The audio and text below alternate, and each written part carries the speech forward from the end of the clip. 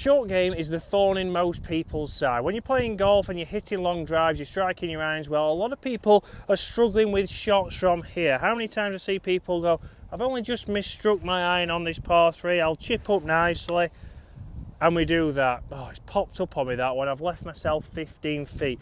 And this is a big talking point. Obviously, this time of the year, it's thinking about how you can practice, what you can do to get better. And we've got a mid-handicap golfer with us today who has been chipping well. It's the strongest part of his game at the moment. Chipping and putting has been a strong point. His driver, on the other hand, has been a weak point. But this is where, obviously, it depends on what you practice. If you're somebody who goes to the range like we see all the time, you take your full bag. I'm going to chip first, and then I'm going to build up to my driver. My last 5 balls will be with my driver. But often we see you've got 50 golf balls and you've hit 49 of them with a driver. And it doesn't get any better for your short game. So obviously when we get out here, we struggle. Am I putting it back in my stance and hitting a low one? That was a bit better, but the next time you might come out and go, okay, right, well, I'm going to go and play a flop shot here. We don't know what shot to play, we don't know which one's going to be more consistent, and strike starts to vary. And this is exactly what's happened to Dave. He's practiced his strength, so yes, we want to keep his short game being a strength, but he's been focusing on that too much when he's gone to the golf club, gone to the driving range, and it's taken away from the rest of his game. Yes, he wants to practice it because it's enjoyable, but we need to make sure that you are practicing everything this winter. If you're going for lessons, you need to make sure you're doing what your lessons have said, but how many of you go for short game lessons or putting lessons? If you are looking for those this winter, either online or in person, drop me an email on that email below. But you need to think about where you're practicing, what you are doing, and Dave's going to talk us through what he's been doing in his practice that could potentially help you if short game is a weakness. So the first thing our mid-handicapper has done is not just buy head covers or get head covers from Craftsman Golf. He's got the right wedges. So Dave, you've obviously got a 60, 56 and a 52, haven't you, which fits with your set? Yes, that's correct.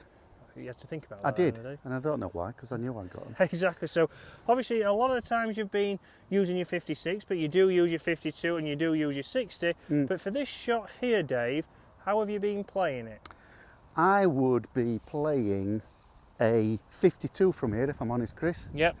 And I try to land it probably 2/3 at way. Yep. There's a slight uphill and try and get it to roll up the hill. So obviously, Dave, we've got 3 golf balls down here. Do you play the same shot? No, I don't. Well, the setup's not that much different to where I stand, but I try and play 3 different flights because you never know whether you're going over rough or a bunker, or if it were like this, you'd probably end up playing something like a 9-iron and a bit of a chip and run. So you just try and play different shots. Yeah, perfect. And it seems to be working because, you know, considering how bad my driving's been, my short game's really rescued me. Yeah, your scoring's been well, and obviously one big point here is obviously when we had lessons over the last few years, this is what we focus on. It's good to see that you're still doing this, but you're enjoying doing it because you start to learn that you can play different shots with one club, and it's all about what situation you get in. Yeah, but the problem is that I probably enjoy it too much to the detriment of the rest of my practice. Yeah, obviously. One bad drive, the driver goes away, and then we get back the wedge out because we enjoy that a bit more. So, first flight, Dave, what are we going to go with? It'll be probably mid. Mid flight, so that'll be your normal flight. Yeah, so landing. Just keep it square, and it'll land 2/3 of the way. As I say, it's slightly uphill once it gets there. So perfect. But what I try and concentrate on is what you told me, which is almost no weight at all on my right foot. Yep. And I try and keep my arms connected to my body, so the whole body turns, rather than what you see a lot of time, which is people going like that. Yeah, and a bit handsy, so yeah, more focus on the chest, which is one of the big things we talked about in Dave's short game. And we've got some short game lessons coming up. Again, we're going to do some practice, show you what kind of drills you can do. But that's exactly what Dave said there. His mid-trajectory landed exactly where he wanted it to. So Dave, which one are you going to go with next? I'm going to try a higher flight, Chris. Okay. And what I do then is I open the club face up slightly. Yep. But I move the ball a little bit further forward. Not loads, but just enough to kind of match up how much I've opened the face up. You see what I mean? Perfect, exactly. And that's one big thing. We see people open the club face, not change that ball position, and it often goes in that direction, even over there, but a little bit further forwards. Let's see what Dave does. There you go, you can see we got the loft. Yeah. A nice little high one there So with the 52. If that was over a bunker, for instance, then you know you're taking. And you're more confident to get the forward still, but and the loft. Yeah. And then the last one here, obviously we're going to go with a low one. So here again, face square. Face square, but a little bit further back in my stance. Okay, perfect. But the weight is still forward. Yeah. And that's consistent through all the shots there, Yeah. yeah?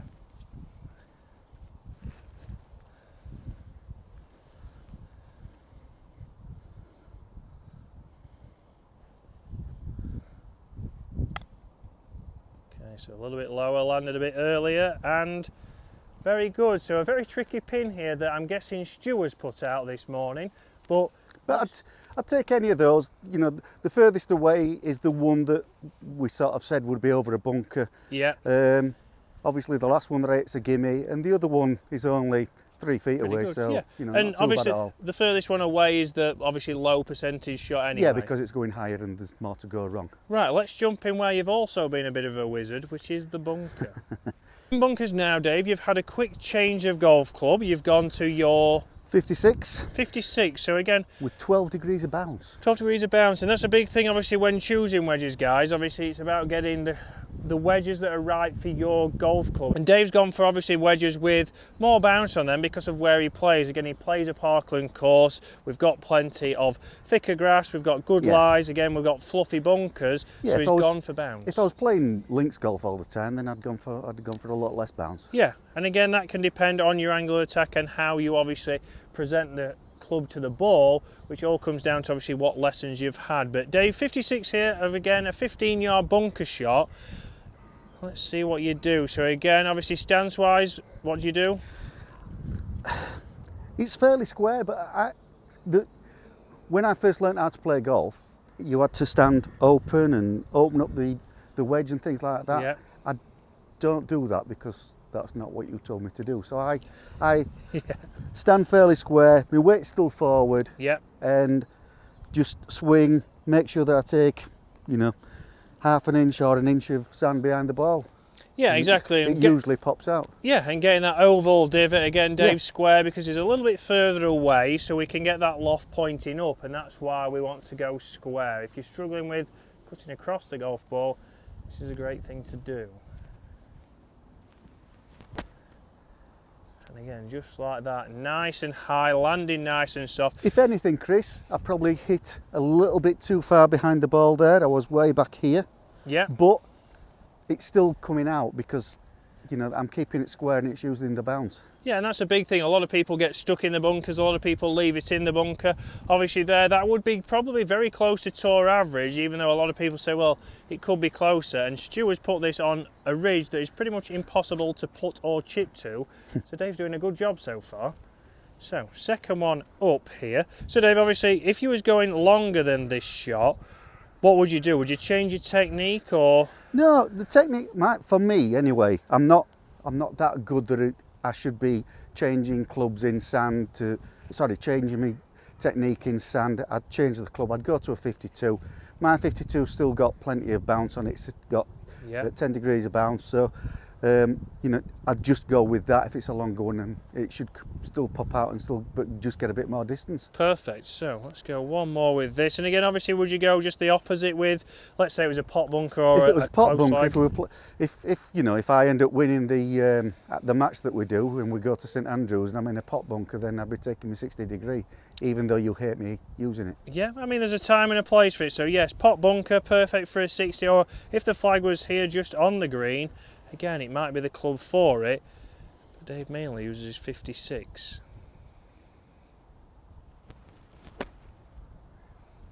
Very similar. Very consistent, Dave. So guys, that's just a quick lesson there, or it's a quick version of how to practice, obviously how you can get a routine this winter to improve. Dave's a mid-handicap golfer, he loves his short game, this is exactly what he does, and this is the part of the game that's, unfortunately, is saving him at the minute, but we will be looking. There's another one next to it. We will be looking obviously at Dave's full game and how we can improve that. Obviously we want him to be practicing that a little bit better, and if you want us to see how he would practice that on the driving range, comment below guys. We can do a practice one for how Dave does it when he goes to the range to help you lower your scores when the season comes around. So that's where the third ball finished. So very consistent there, but Dave was just saying obviously he plays with a lot of golfers who'd just be happy to get out of the bunker. Yeah, and you know, they'd be over the moon with, I mean, it's like you said, it's a tough pin position, but they'd be over the moon with those. They're just more than happy if it actually gets out. If it just got out of the bunker and rolled down onto the green slightly, then that's them made up. Yeah, and that's it. So obviously just getting out of the bunker is a good start, but pretty good for a 13 handicap golfer.